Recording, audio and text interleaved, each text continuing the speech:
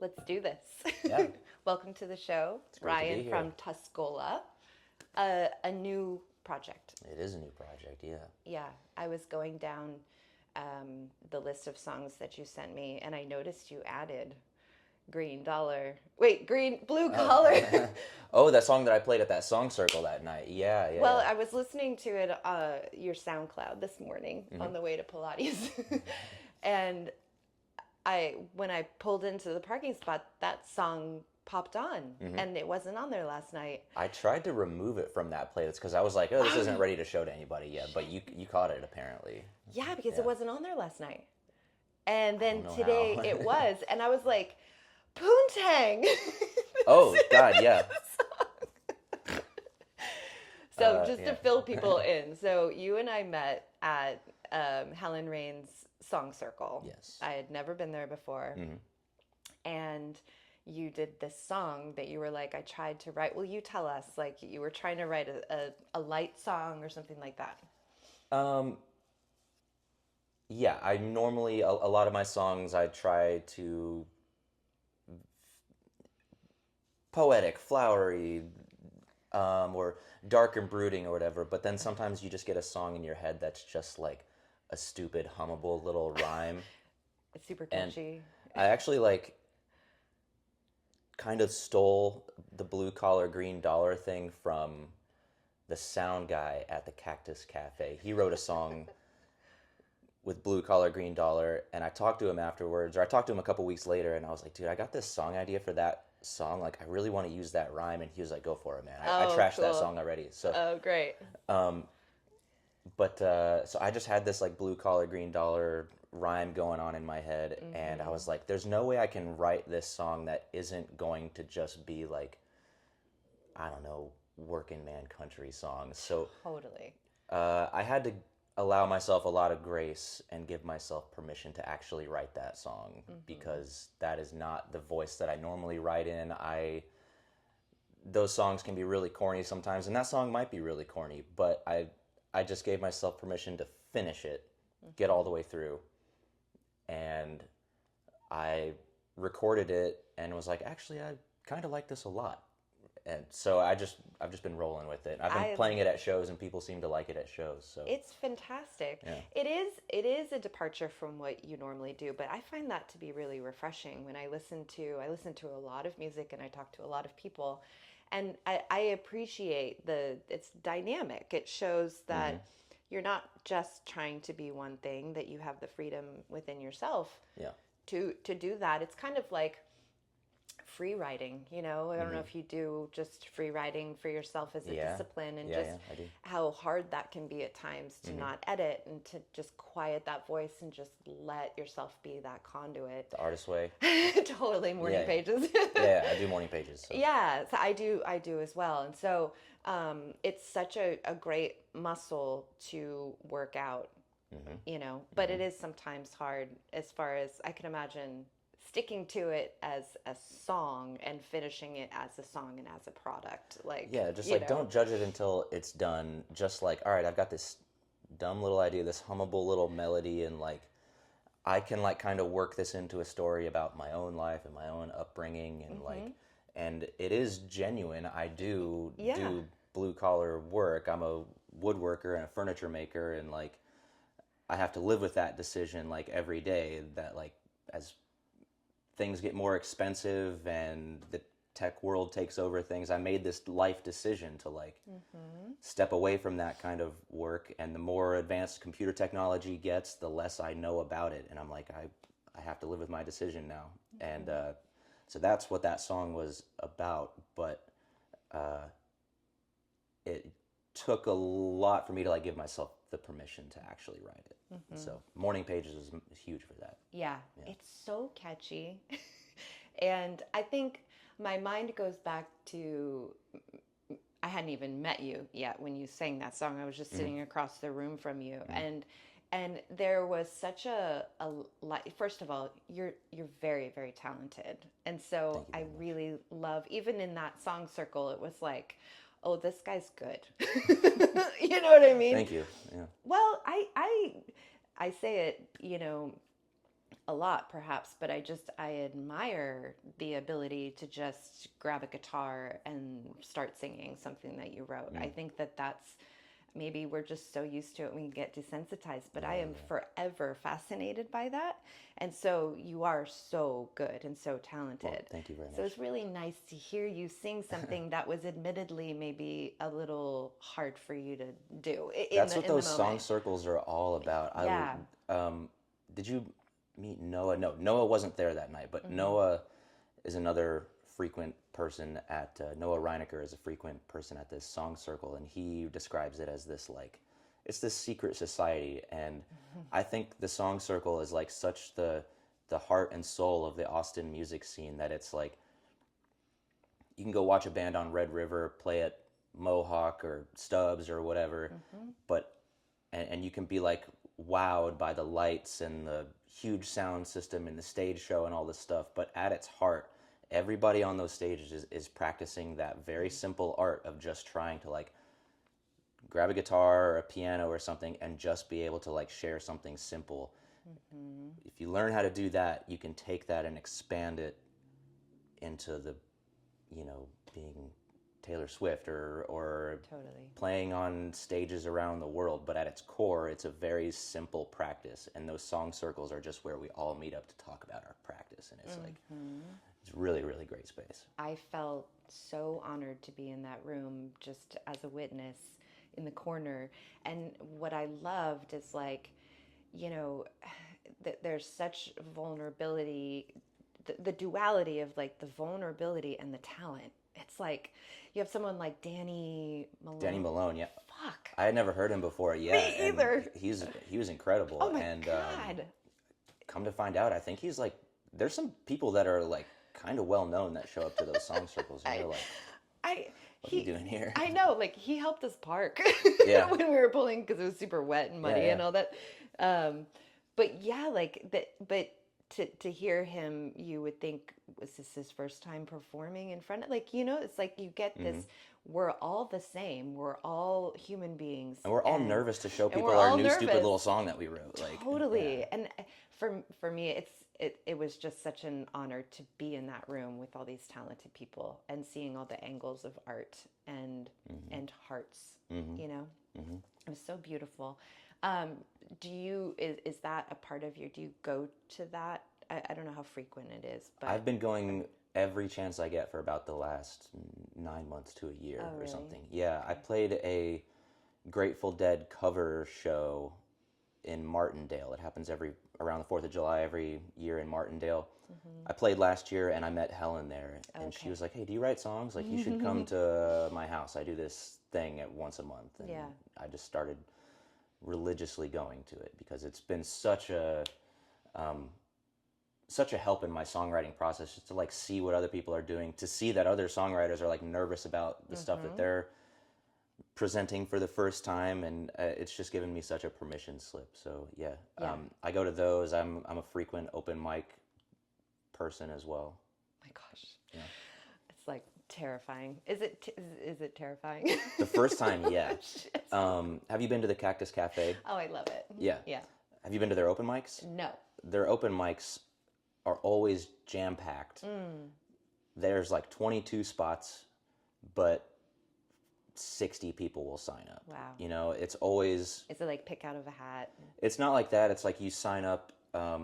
The host, Jake Farr, he has like a website and you like sign up through the website and it like randomizes. Oh, okay. But if you go one week and you don't get to play, you're guaranteed a spot the next week. So Oh, okay. you have to go a lot in order to get on stage. And the Yeah. first time I went, I signed up online as I was driving there. And the second I walked in the door, just like today, I was like a couple minutes late. And like, I'm late for everything. It's Like okay. the very second I walked in the door, he's like, Ryan Brewer, are you here? And oh shit. I was like, oh God, I have to go on stage right now. And it's a good thing that happened because the place was completely full, standing room only. You And get so nervous. I didn't even like, have time to when be nervous yeah. about it. It was just like walk in the door, get on stage right now. So that I was blessed with that opportunity, you know? Oh my gosh. But it gets easier the more you do it. Oh, totally. Yeah. Totally. Yeah. You seem pretty comfortable. Yeah, I'm fairly comfortable at it now.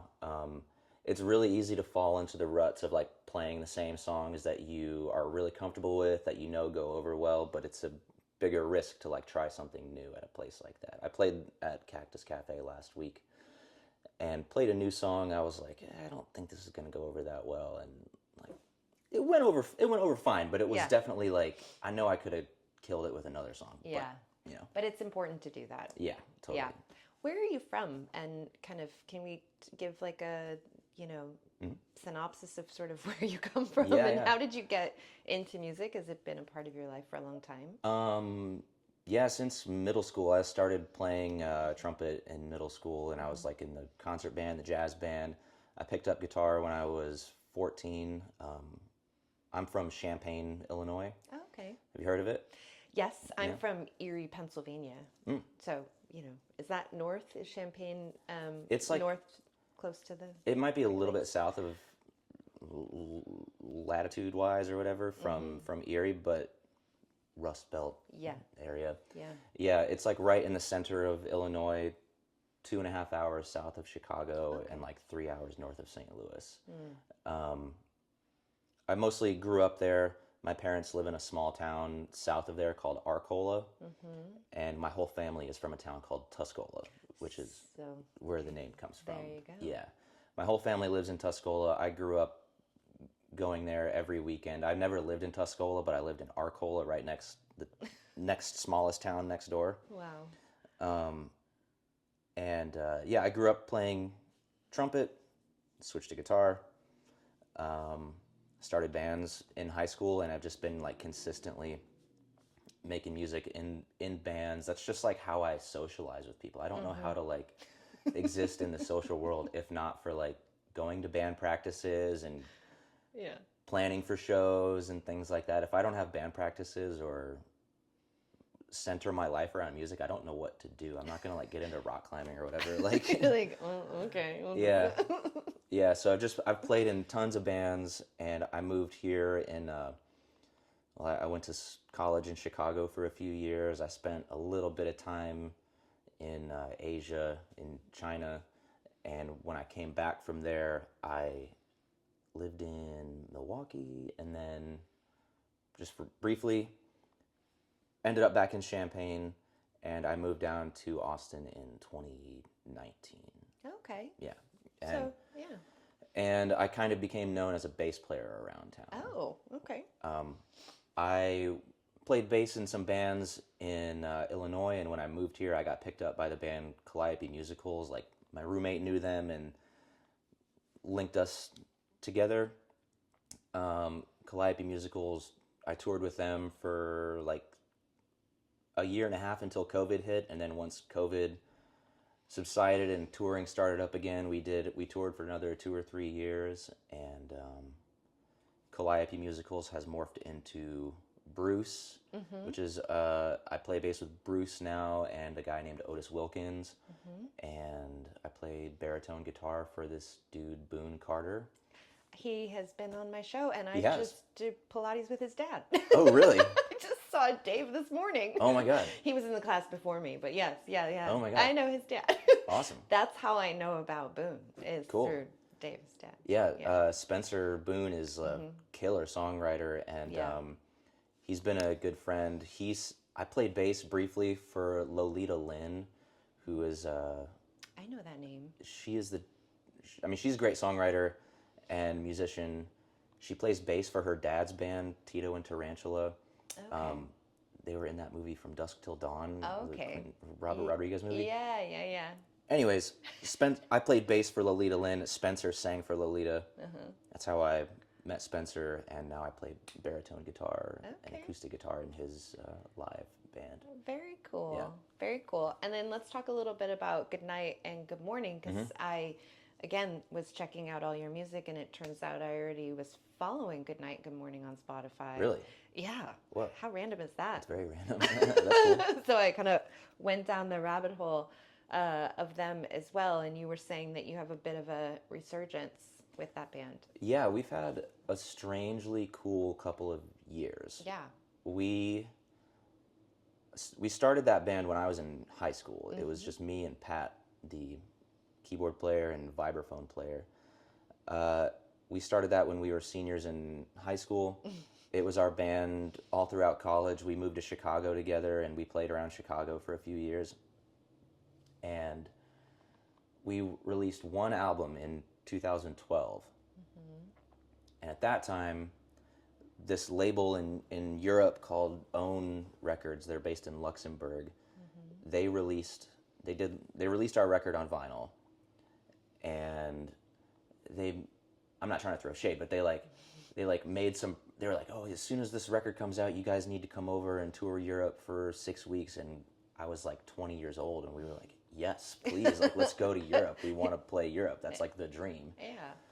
And just a few months after the record came out, we were like, hey, so when do we start talking about coming over to Europe to see you guys and play some shows? And they said, oh, we're not doing the record label anymore. They like completely disbanded the label. Bummer. I understand they had life shit going on, but it did kind of like take the wind out of our sails a little bit. Yeah, and I would imagine. getting a box of records shipped from Europe was so expensive. Yeah. And we were like still in college. We couldn't afford to spend like $600 getting our records over or whatever. So the label disbanded. We kind of broke up the band. I moved back to Champaign and started playing in a bunch of other bands. And then that was in 2012. The record came out in 2012. And in the following 10 years, we just started noticing our Spotify numbers going like up and up and up and up and up. And we weren't trying at all. We weren't like putting any effort into it. And in the grand scheme of things, our numbers are not like high, but considering we didn't try at all, it just it just built on itself. And then we started seeing on like online forums, people were like, hey, does anybody know anything about this band? I can't find any info. And there are record collector websites like discogs.com and stuff, and we'd go there and we'd see people trying to sell copies of our record for like $500. What? Or like multiple hundreds of dollars, and people were just being like, if anybody has a copy of this record, like please, I'm dying to have this record. And so this little demand started building up for the record. Only 300 copies were originally pressed in Europe, so like nobody in the States had copies of it, except the 30 copies we got and gave to our friends. But so in 2022, I think, a small upstart record label in California contacted us and asked if we would be interested in repressing that record, because they were tapped into like, they were seeing what was happening on Discogs, and they were seeing that, oh, there's a demand for this like obscure record from this Chicago band that only existed for a few years. They contacted us to repress the record, and we agreed, and it came out in maybe it was re-released in 2022 or 2023, but either way, that pressing sold out like pretty quickly, which was like mind-blowing to us. Like, we hadn't played any shows. We weren't like, it was just through like word of mouth. People on the internet were searching for this record, and they, when this label repressed it, people were like, yes, want that. Wow. Which was really cool. It was really cool to see that. Wow. Or to like find out that people had connected with something that we made 10 years ago, that like we had really all put behind us, you know. We had kind of put that part of our lives behind us, and we decided to like make an Instagram page just so we could like post some old pictures, and we started getting all these followers, and like people were like reaching out to us, sending us messages saying that like that record had changed their lives or like saved their lives in some instances, or just telling us how deeply they had connected to this record, and we were just like kind of blown away. We did a reunion show in our hometown in Champaign, and people like from around the country flew in for it. It was crazy. Wow. It was a beautiful, awesome show. It was like life highlight for sure. And last year, sorry if I'm going on too long about this, but it was a meaningful shows for us. Yeah, and then last year, last year we decided to do another show in Milwaukee because that was kind of a second home for us. Our drummer lives in Milwaukee, and um, a few months before the show, we booked the venue, started planning the show months out, and around that time we started hearing that uh, this singer named Ethel Cain. Who I'm literally about to get ticket. My daughter is obsessed with Ethel Cain. Really? Like we listen to her all the time. Yeah. So when I saw that video, I was like, Oh, you saw that video? I texted my daughter, and by the way, who's just like over the moon that you're here. Whoa, cool. She's like, I can't believe it. Whoa, cool. Yeah, yeah. So we're gonna go see. She's coming here. Yeah. Like very soon. I think like late August. Yeah. Yeah. I think I'm going to that show too. Yeah, so, yeah. I'll see you there. Yeah. We started hearing from people that Ethel Cain was like, I had not heard of Ethel Cain up to this point, or I'd heard the name, but I hadn't looked into who she was. People started reaching out to us saying like, hey, did you know that Ethel Cain is like playing your music at her shows? Wow. Like before, to set the mood before she comes out on stage. And I was like, no, that's crazy. What the hell? So awesome. Like she was playing like huge theaters and stuff. And so yeah, people were reaching out to us telling us this, and we were like, that's fucking weird and cool. Awesome. So we reached out, and we reached out to her, and she was like, yes, I love this record. It's like it's the perfect music to like set the mood before I play. Like I love listening to it. She was like, I was hugely influenced by this record. And she was opening for Mitski last year. She played at the Perfect. Moody Center last year, and she was opening for Mitski. A friend of mine gave me a free ticket to the show, so I went, and I was like, I was scheming. I was like, I took a video of Ethel Cain, posted it on the Goodnight and Good Morning Instagram, and tagged her in it, and then an hour later she responded. She was like, oh shit, you're here. Like, what's up? Like, yeah. So we started messaging back and forth, and she came out. She was like, I think I'm gonna come out to your show in Milwaukee. And we were like, yo, if you come to our show in Milwaukee, can we please do a song together or something? Bring her up. She was totally down. So when we played in Milwaukee back in November, we met up with her the day before the show, and we practiced. We did one of her songs, and she sang on one of our songs, a song that like, it always had this like 2-part harmony thing going on, but we could never pull it off live because I was the only one that sang. And when Hayden, Ethel Cain, like sang with me on that song, I was like, oh my God, this is the way the song was always supposed to sound. She added so much to it. It was like the perfect touch. It was such a cool surprise for fans that came out to that Milwaukee show. The show was completely packed. Like everybody was dead silent. Just like, it was the show that band, Goodnight and Good Morning, always wanted to play. Like, but we weren't good enough back in the day. Like, we didn't have the audience for it. But it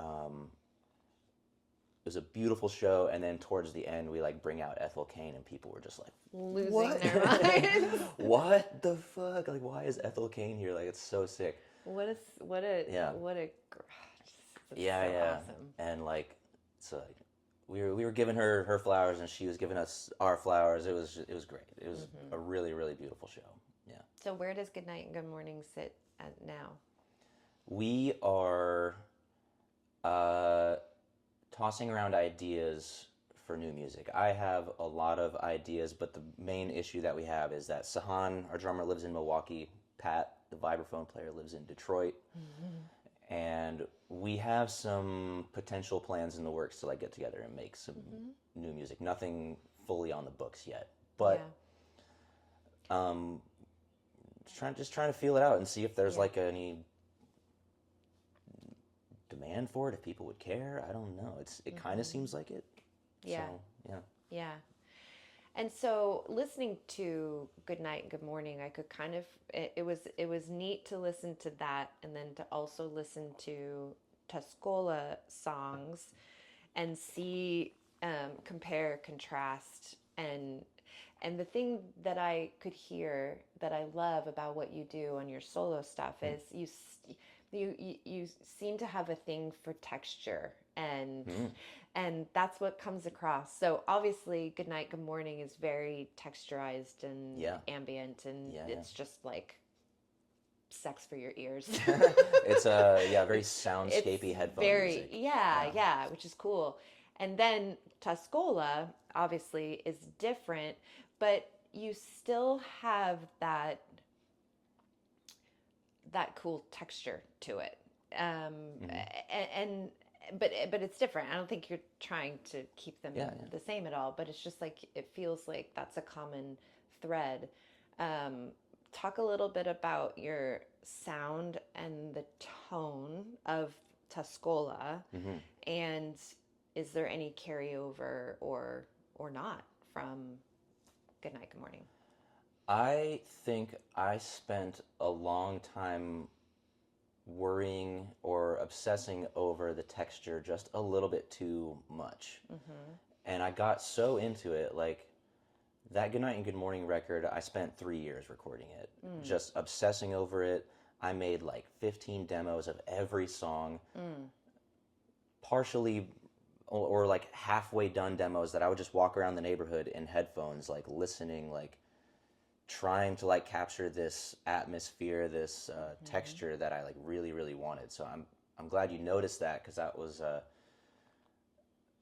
big part of the writing process. I spent more time obsessing over the texture than I did the songs, which is why if you Mm-hmm. listen to that record, there's only like 3 songs. Mm-hmm. There's 3 or 4 other like more like ambient textural pieces, but Mm-hmm. um, I became so Mm. obsessed with the texture that it became like a hindrance to actually writing songs. Mm.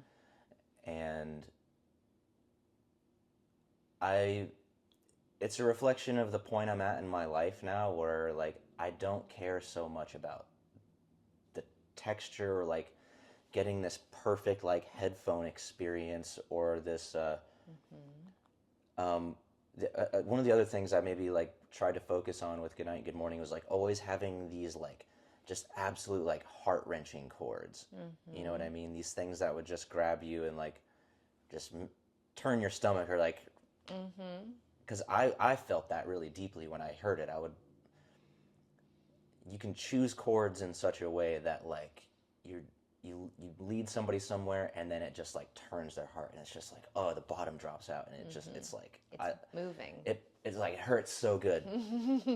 and I used to really care about that and really want to build a band around that aesthetic but always living in that world always trying to obsess over that particular type of detail was like stifling to me Mm-hmm. and um, I remember I played this show in 2023, I think. I formed a band here in Austin that was like it was kind of like Good Night and Good Morning, but more like groovy. And I was doing the same old thing, obsessing over the texture and the sound and all this stuff rather than just the song at its core. Mm-hmm. And I played this show. I played with the band or with the Hayden Butler. Mm-hmm. Um, he's good friends with Spencer. He's a great Heard that country name. songwriter here in town. Mm-hmm. He's killer. And I saw how people reacted to his songs. People were dancing and having a good time. And then I played right after, and I just felt like I bummed everybody out. Mm. And Mm.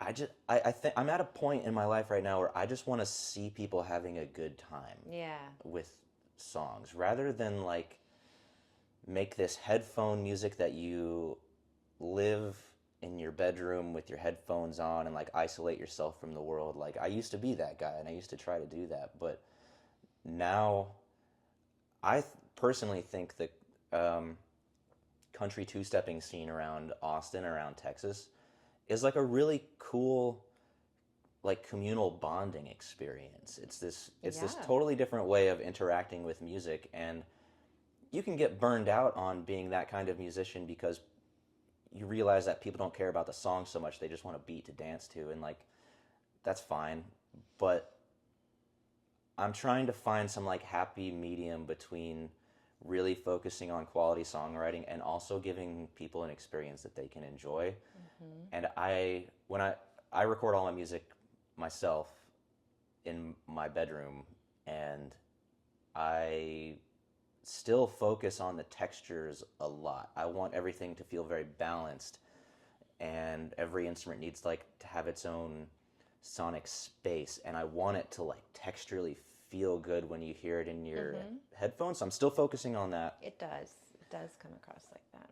I'm still focusing on that to a degree, but I want to give people a different kind of experience. Yeah. So that's the intention of Tuskola. Yeah. Yeah. I think you're doing it because I'm still.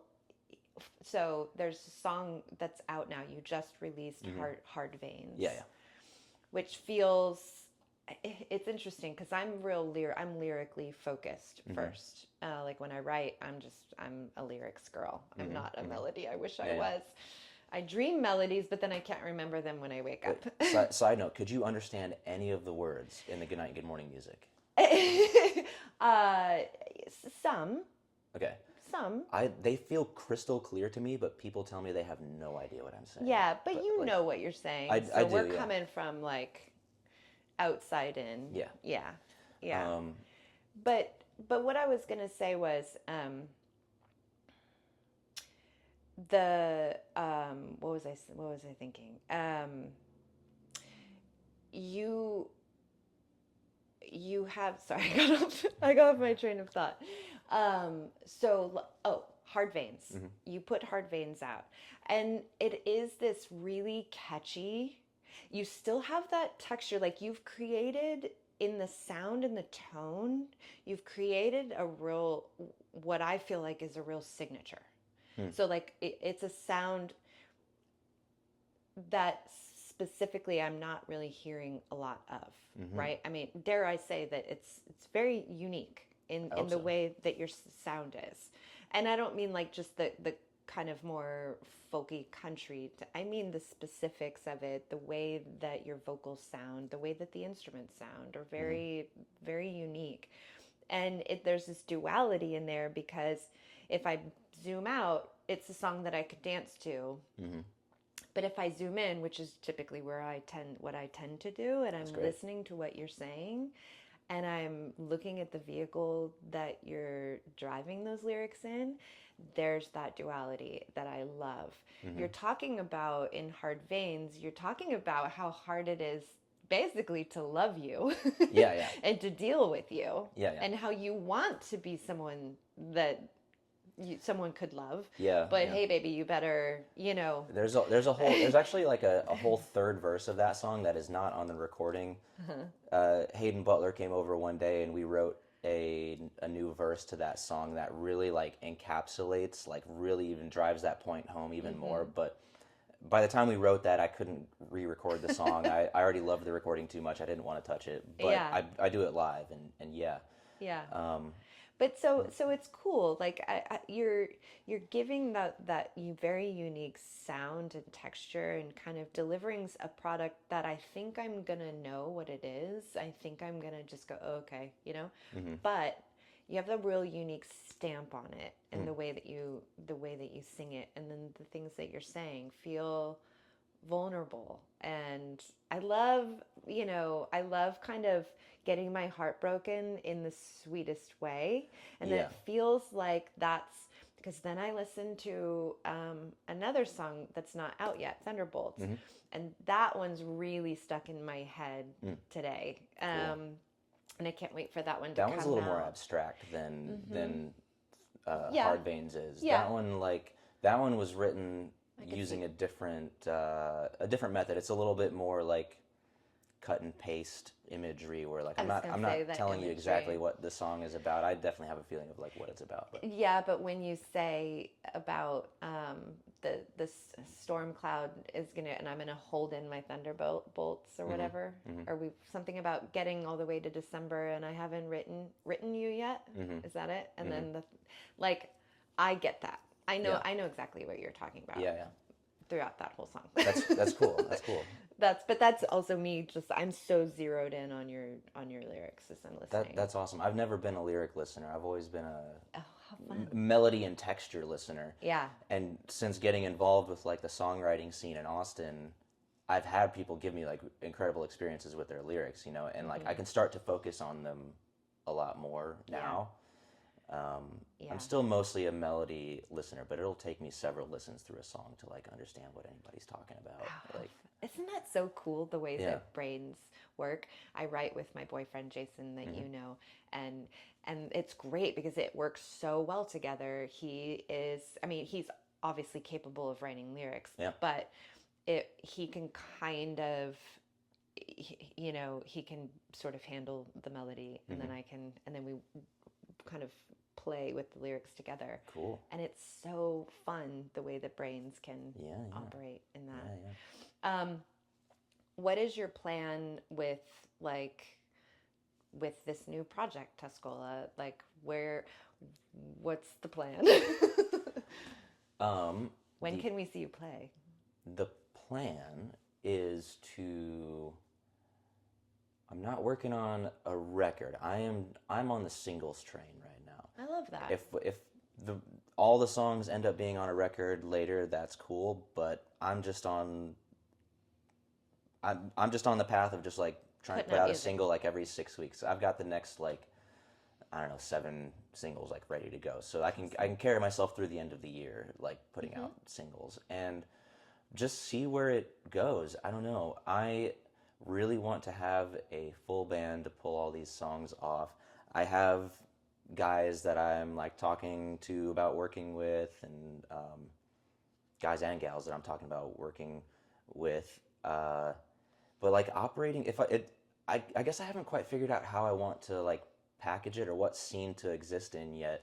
I know some of the guys that play at like the White Horse, and like Boone Carter's band plays at White Horse. That's exactly what I was picturing when you said that. we played Hard Veins at White Horse when I played there with Boone Carter a couple weeks ago. Like he stepped off the mic and he let me sing and do Hard Veins, and it was so fun to see people two-stepping into my song. It was great. I don't know if I want to fully go into that world. I don't know how hard it is to like, if you get known as like a Texas two-stepping band, like there's a scene for that, but I don't know how hard it is to get out of that scene once you're in it. I don't know. I'm not trying to I don't have a full plan yet. I'm just playing solo shows at the moment with a pedal steel player when he's available. And I feel like the time is going to be right to like really put together a band, but at the moment I'm just focusing on collecting songs, recording them the best I can, and putting them out. Yeah. Yeah. Why do you do this? What's your why on music and creating and writing?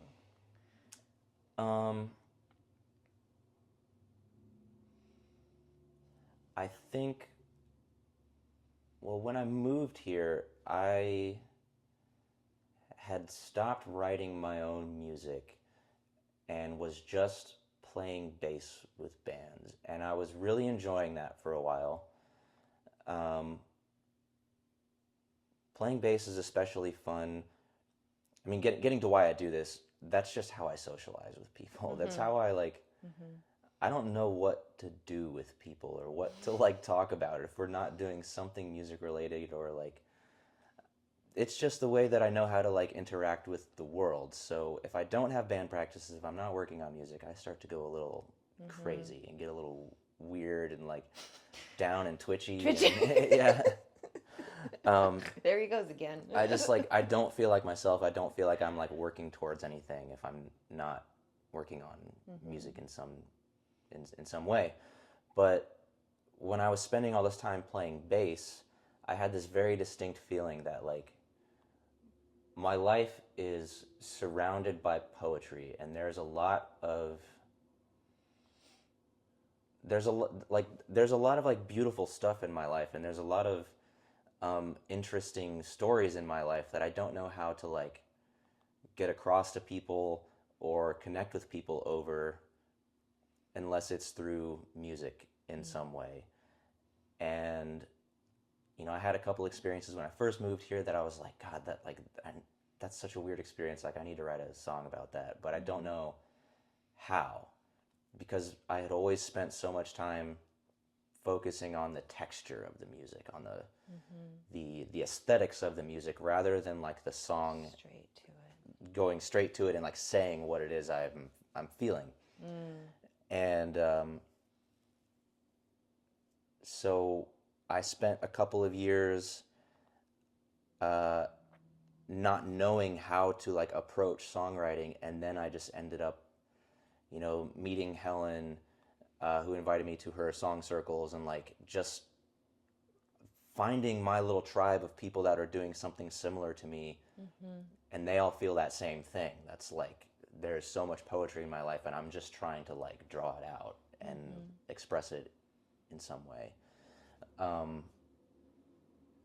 And the simpler, the better. A lot of times, It's hard to be simple though Yeah. when you're writing. I've got a few new songs now that I'm just like, this needs to be nothing but me singing, acoustic guitar, and a solo that I'm gonna whistle. You know what I mean? Just like I love this, that. the most like, how can I say like the most direct, simple Absolutely. thing, Yeah. in a beautiful way, in a clever way, and in a catchy way that like sticks in your mind a little bit. Like that, just super easy. Yeah, that's. I mean, that's what we're all trying to do. Like all of us songwriters, it's like everybody's goal to just like write that thing that really captures people. Cuts But right to the heart. Yeah. but yeah, it's my way of connecting with people. When you play bass in bands, or when you're like kind of the side man in the band, it sounds. I sound like I'm complaining, or that I want to be some diva or something, or attention-seeking personality. It's not that. It's that like you feel unseen sometimes. You know what I mean? Yeah. People will come up and say like, "Great show" or whatever, but you don't have the same type of connections and conversations with people after playing bass on stage that you do when you sing something really true and heartfelt and honest about yourself. Like that sparks totally different conversations with people afterwards. You know what I mean, perhaps because when you're playing bass, you can't give as much as you really want to give. Yeah, it's like a subtle psychological thing where like if I'm grooving on stage, then like everybody else is having a good time. Yeah, Like, I mean, so you're like giving that. you can transfer a joy. Totally. But you're not giving from the place that Ryan, like, you have things to say, and you have things that you want to give that are very different than just laying down a really sick groove. Totally. And all the people that have like reached out to Goodnight and Good Morning over the last couple of years, to say how much they love that record and how much that record changed their lives or whatever, they help me to see how important it is to like share your art, no matter what it is. Because like I couldn't have imagined the type of response that Goodnight and Good Morning is getting now. We didn't have that 10 years ago. Right. But it matters that you like make the thing and you share it with people, because you have no idea what kind of life those songs are going to live once you let go of them. Yeah, because then they're ours. They live their own life, and they get passed around, and you have no idea how it's going to like come back to you, or if it ever will, but it's like worth doing. So. Yeah, because something that you create becomes a soundtrack, and music marks time. I mean, I'm sure for everybody, you can hear a song and you're right back fourth grade dance or whatever. Totally. And so it's a time marker. And so when you create something like that 10 years ago, and you create it from such an authentic place that sounds like you really, really poured yourself into it, it's like it has your DNA. And then you hand that over to millions of people. They have the opportunity to hear it. It becomes imprinted with theirs. Yeah.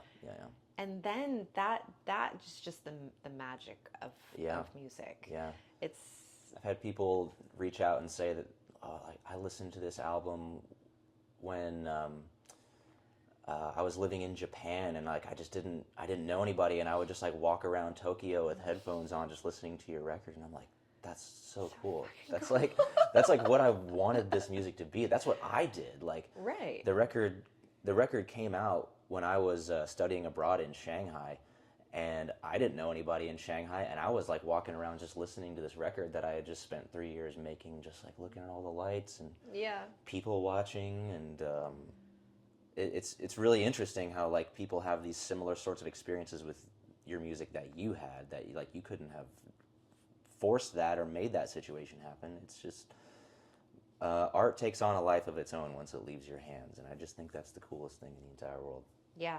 So the takeaway here is, if you create, release it. Let us see it. Let us hear it. Share it. I love it. Yeah.